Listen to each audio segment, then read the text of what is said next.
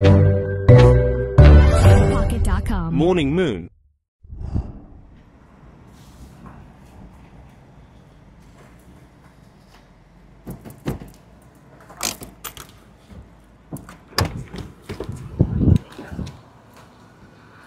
எல்லாருக்கும் வணக்கம். Morning Moon சேனலை மறக்காமல் எல்லோரும் சப்ஸ்கிரைப் பண்ணுங்கள். குட் அண்ட் பேட் அக்லி படத்தை பற்றி தான் நம்ம இப்போ பார்க்க போகிறோம். அதாவது இந்த படத்தோட கதை அம்சம் எப்படி இருக்குது, இயக்குனர் ஆதிக் ரவிச்சந்திரன் ஏதாவது வித்தியாசமாக எடுத்தாரா, அதாவது படத்தோட ஹீரோ வந்து அல்டிமேட் ஸ்டார் அஜித்குமார் அவர்கள். அஜித்குமார் அவர்களை வச்சு ஒரு படம் எடுக்கிறாருன்னா ஒரு இயக்குனர் வந்து ஒரு ஃபேன்ஸ் பாய் மூமெண்ட்டோட தான் எடுத்திருப்பார். ஆதிக் ரவிச்சந்திரனோட முந்தைய படங்கள் மார்க் ஆண்டனி டோட்டலாகவே வித்தியாசமாக இருந்தது. கதைக்குள்ளே ஒரு டைம் ட்ராவலர் டெலிஃபோன் இருந்தது, அது வச்சு பாஸ்ட் டென்ஸுக்கு போகிறது ப்ரெசன்ட் டென்ஸுக்கு போகிறதுன்னு ஒரு வித்தியாசமான ஒரு கதைக்களமாக இருந்தது. அப்போ குட் அண்ட் பேட் அக்லி வித்தியாசமான கதையாக என்னன்னு நம்ம பார்ப்போம். கதை வந்து பார்த்திங்கன்னா ரொம்ப சிம்பிள் ஸ்டோரி தாங்க. ஒரு கேங்ஸ்டராக இருக்கார்.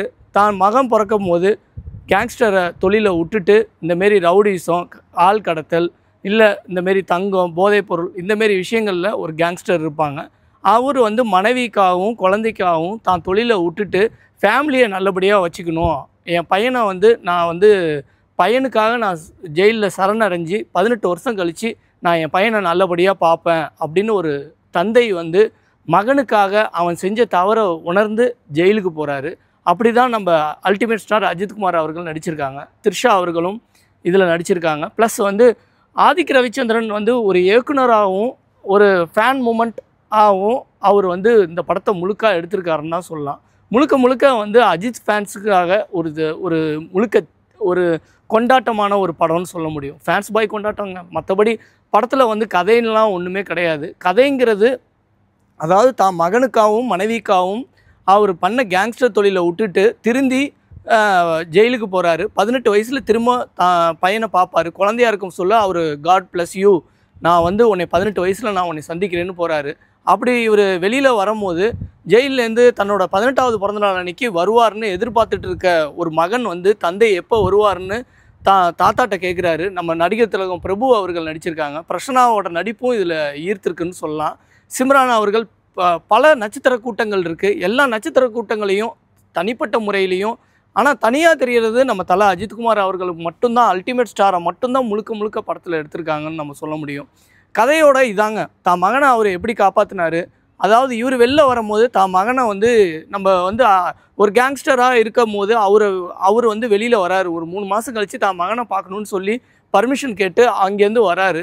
அது ஒரு வருஷத்தில் வராரு. ஆனால் அந்த 3 மாதம் டைலாக்கு இது ரெண்டும் வந்து ஆடியன்ஸை கொஞ்சம் 3 மாதமா இல்லை 1 வருஷம் சொன்னாங்களா அப்படிங்கிறது கொஞ்சம் கன்ஃபியூஸாகவே இருக்குது. அந்த டைலாக்கில் கொஞ்சம் ஒரு ப்ராப்ளமேட்டிக்காக இருக்கிற மாரி தெரியுது. மற்றபடி அவர் வந்து வந்தோன்னே தான் மகனை வந்து பார்க்க வரும்போது இவருக்கு எகெயின்ஸ்டாக உள்ளவங்க ஒரு சில பேர் வந்து என்ன பண்ணுறாங்கன்னா தான் மகனை வந்து கடத்தி அதாவது போதைப்பொருள் இவர் பயன்படுத்தினாருன்னு சொல்லி ஸ்பெயினில் உள்ள ஜெயிலில் வச்சிடுறாங்க.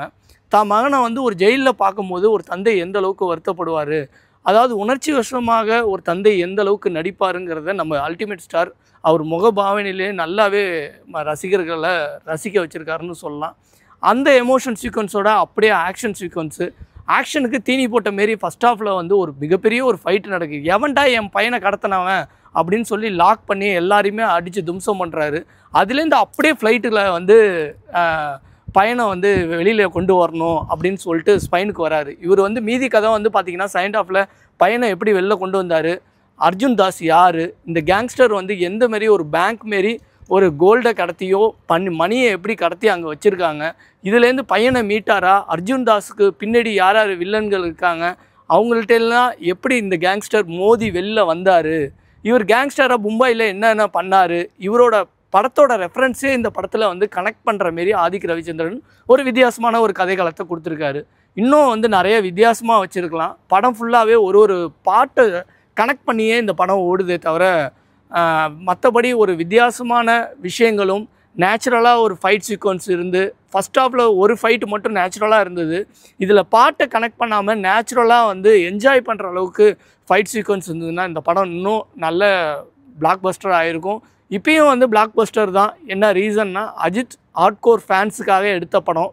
அந்த ஒரு சாட்டிஸ்ஃபைடு வந்து எல்லா அஜித் ஃபேன்ஸுக்குமே 100% கொடுக்கணுங்கிறதுக்காக ஆதிக் ரவிச்சந்திரன் அவர்கள் மிகப்பெரிய ரிஸ்க் எடுத்திருக்காருன்னு தான் சொல்ல முடியுது. ஏன்னா தல அஜித்குமார் அவர்கள் இந்தமாரி ஒரு மாஸ் படமோ இல்லை இந்தமாரி ஃபேன்ஸ் பாய் மூமெண்ட்டோ இதெல்லாம் வந்து ரெட்டுக்கு அப்புறமே அவர் வந்து கதைக்களத்தை தேர்ந்தெடுத்து நடிக்கக்கூடிய ஒரு நடிகர் ஆகிட்டார். அதை வந்து இதில் வித்தியாசமாக சரி ஓகே ஒரு ஃபேன்ஸ் மூமெண்ட் ஒரு படத்தை பண்ணி பார்ப்போம். ஏன்னா இன்றைக்கி வந்து ரசிகர்கள் இவர்கிட்டேருந்து எதிர்பார்க்குறது வருஷம் ஒரு படம் தான். இந்தமாரி படமாக இருந்தாலும் சரி எந்த ஒரு வித்தியாசமான ஒரு கதைக்களத்தோட நம்ம தல அஜித்குமார் அவர்கள் அல்டிமேட் ஸ்டார் கண்டினியூஸாக வந்து சினிமாவில் இருக்கணும்.